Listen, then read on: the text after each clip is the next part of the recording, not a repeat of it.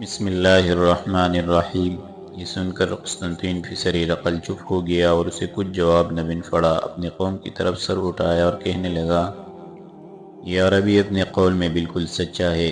ہنسیون قربان مسیح علیہ السلام اور صلبان کی قسم، ان کے مقابلے میں ہم بالکل نہیں ٹھہر سکتے۔ حضرت عمرو بن العاص فرماتے کہ میں نے انہیں نصیحت کرنے کا ہی اچھا موقع دیکھا اور میں نے انہیں مخاطب کر کے کہا، معاشر الروم، جو کچھ تم چاہتے تھے اللہ پاک عز و جل نے وہ چیز تمہارے پاس پہنچا دی۔ اگر تمہارا یہ منشا ہے اور تم یہ چاہتے ہو کہ ہمارے شہر بھی پاس رہے تو تم ہمارے دین میں داخل ہو جاؤ اور ہمارے معتقدات اور اقوال کی تصدیق کر لو، کیونکہ اللہ پاک تبارک و تعالیٰ کے نزدیک سچا اور پکا مذہب مذہب اسلام ہی ہے۔ لہذا کہو کہ لا الہ الا اللہ وحدہ لا شریک لہ وان محمدا عبدہ ورسولہ۔ قسطنطین فی سریر عقل نے کہا، عمر، ہمارے باپ دادا اسی مذہب پر مر گئے ہیں، ہم اپنے مذہب سے کس طرح جدا نہیں ہو سکتے؟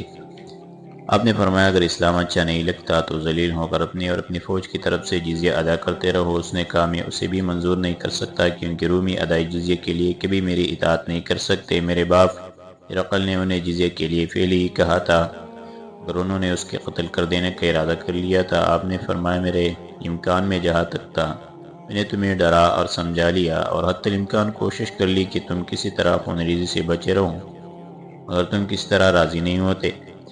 اب ہمارے تمہارے درمیان محض تلوار حکم ہے اور بس اس کے سوا اب کوئی فیصلہ ہی نہیں کر سکتا۔ اللہ پاک تبارک و تعالیٰ کی طرح جانتے ہیں کہ میں نے تمہیں ایسے امر کی طرف دعوت دی تھی جس میں تمہاری نجات کا طریقہ مضمر تھا، مگر تم نے اس سے انکار کیا، میری دعوت کو اس طرح مسترد کر دیا جیسے کہ تمہارے باپ عیسو نے اپنی ماں کی نافرمانی کر کے پہلے اپنے بھائی یعقوب سے اپنی قرابت کا خیال نہیں کیا تھا۔ تم خیال کرتے ہو کہ ہم تمہارے نسب میں قریب ہے، لیکن میں اللہ پاک تبارک و تعالیٰ کے سامنے تم سے نیز تمہاری قرابت سے بیزاری کا اظہار کرتا ہوں، کیونکہ تم رحیم و کریم ہستی کے ساتھ کفر کرتے رہو اور اس پر پوری طرح ایمان نہیں لاتے۔ تم عیسو بن حضرت اسحاق علیہ السلام کی اولاد ہو اور ہم حضرت اسماعیل بن حضرت ابراہیم علیہ السلام کی، اور اللہ پاک جل جلالہ من والوں نے ہمارے حضور اکرم صلی اللہ علیہ وسلم کو آدم علیہ السلام سے لے کر آپ کے فدری بزرگ کو حضرت عبداللہ کی سلب مبارک تک خیر الانساب بنایا ہے اور آپ کے نسب میں ذرا برابر فرق نہیں ڈالا، اور سب سے پہلے اسماعیل علیہ السلام کی اولاد کو دنیا میں مفخر بنایا اور انہیں عربی زبان کی تعلیم دی۔ تمام عرب انہی کی اولاد سے، اور حضرت اسحاق علیہ السلام کو ان کے والد ماجد ہی کی زبان پر برقرار رکھا۔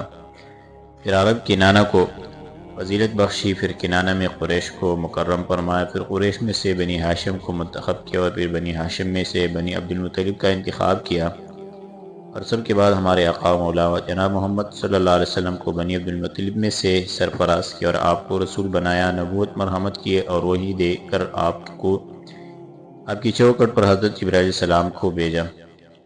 حضرت جبرائیل علیہ السلام نے آپ کا نورانی چہرہ دیکھ کر خدمت میں عرض کیا کہ یا رسول اللہ، میں دنیا کے مشرق و مغرب میں پھرا مگر آپ سے زیادہ افضل اور مکرم کسی کو نہ دیکھا صلی اللہ علیہ وسلم۔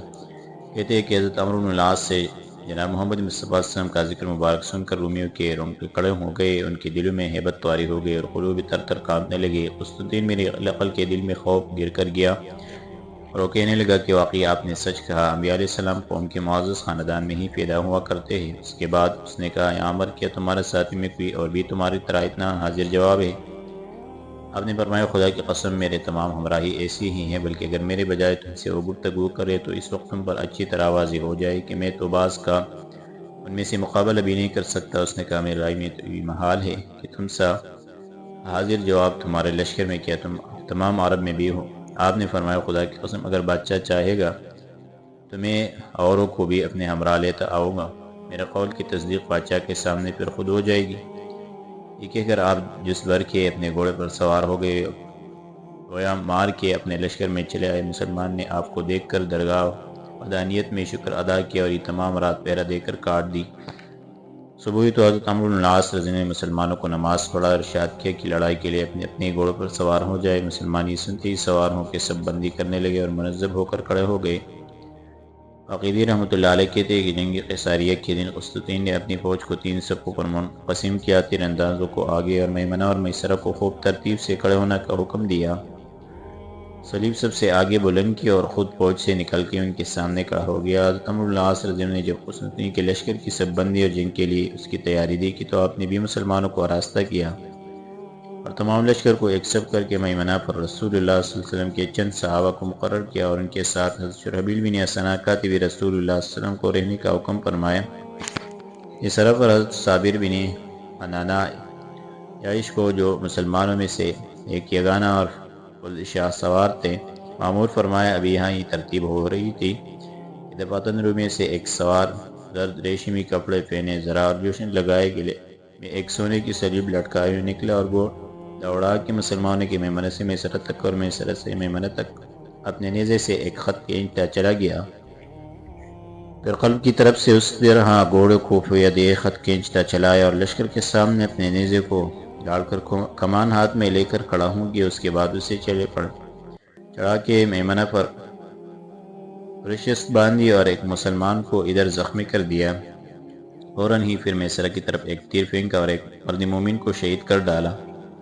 عمرو بن العاص نے اس کے یہ کرتوت دیکھ کر مسلمانوں کو آواز دے فرمایا کہ آپ حضرات اس ملعون کے کاموں کو نہیں دیکھ رہے کہ یہ کیا کر رہا ہے؟ تم میں سے کون سا بہادر اس کے مقابلے میں نکل کر مسلمانوں سے اس کی شرارت کو دور کر دے گا؟ یہ سن کر ایک ثقفی جوان جو ایک بوسیدہ فوستن پہنے اور ایک پرانا امامہ باندھے ہوئے تھا آگے بڑھا اور اپنی سربی کمان پر جو اس کے ہاتھ میں تھی تیر چڑھا کر اس ملعون کی طرف چلا۔ رومی تیر انداز نے اس کی طرف دیکھا اور اس میلی فوستین اور اس عربی کمان کے سوا کوئی ذرا وغیرہ سامان حرب اور کسی آلات جنگ کو اس کے پاس نہ دیکھ کر اسے معمولی آدمی اور فنون جنگ سے غیر ماہر خیال کیا اور ذلیل نظروں سے دیکھ کر اس نے پہنچنے سے پہلے ہی ایک تیر کمان چڑھا نشست بند کر اس پر چھوڑ لیا۔ تیر ثقفی کے سینے میں آ کر لگا اور اس کی اس پستن میں الجھ کر رہ گیا۔ رومی چونکہ تیر اندازی میں اپنے زمانہ کا فرد تھا اور اس کا نشانہ کبھی خطا نہ جاتا اور جس چیز پر اس کا تیر پڑتا تھا اسے پیندا کر کے رکھ دیتا تھا، اس لیے اس تیر کا کارگر نہ ہونے سے اسے سخت غصہ آیا اور جل بن کر اس نے دوسرا تیر کمان پر چڑھا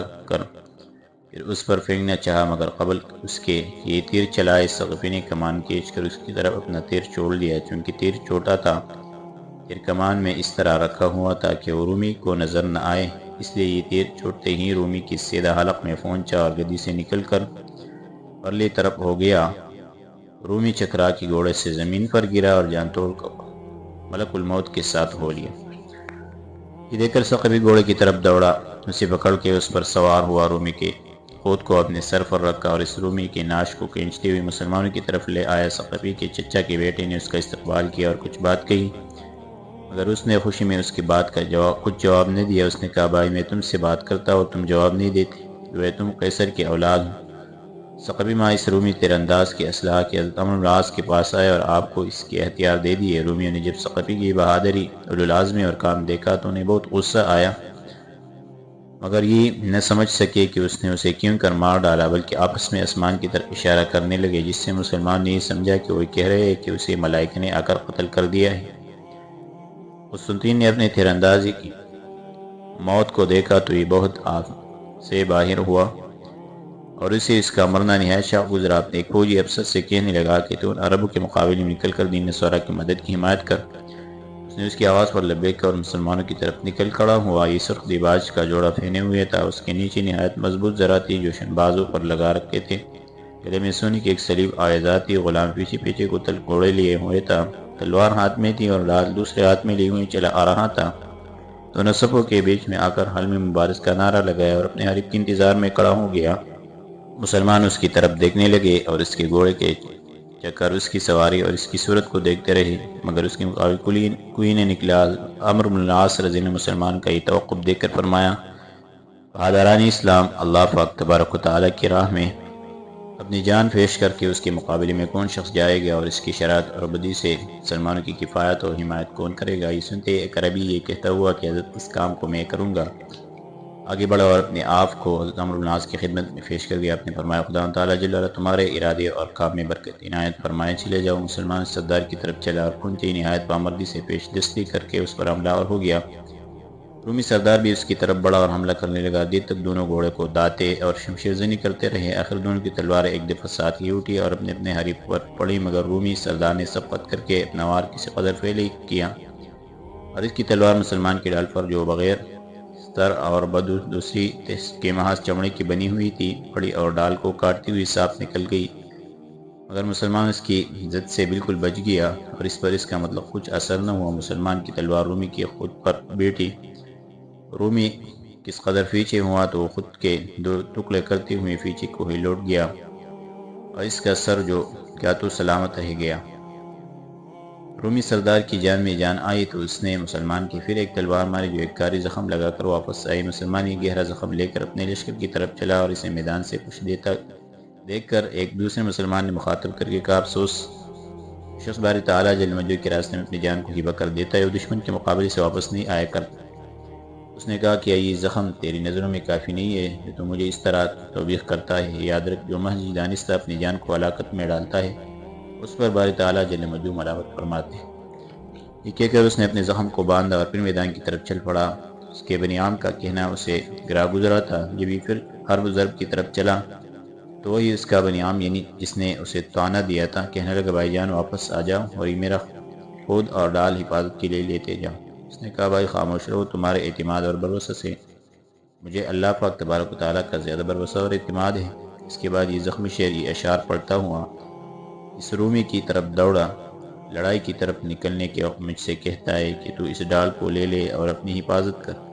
اس رومی سے جس نے نافرمانی اور ظلم کیا ہے، میں اللہ پاک کی سچی قسم کھاتا ہوں کہ میں خود کو سر پر کبھی نہ رکھوں گا، بلکہ میں اپنے پروردگار پر جس نے پیدا کیا نیک گمان رکھوں گا اور راستہ و پھر راستہ جنت میں داخل ہوں گا جہاں محمد صلی اللہ علیہ وسلم کی رفاقت میسر ہوگی۔ کہتے ہیں کہ مسلمان نے اس کے لیے فتح و نصر کی دعائیں مانگی اور کہا، الہی جو اس کی تمنا ہے وہ پوری کرنا۔ وہ محضی دوڑتا ہوا اس رومی سردار کے پاس پہنچا اور ایک ایسا جچا تلا تلوار کا ہاتھ مارا کہ وہ دم توڑتا ہوا ہی نظر آیا۔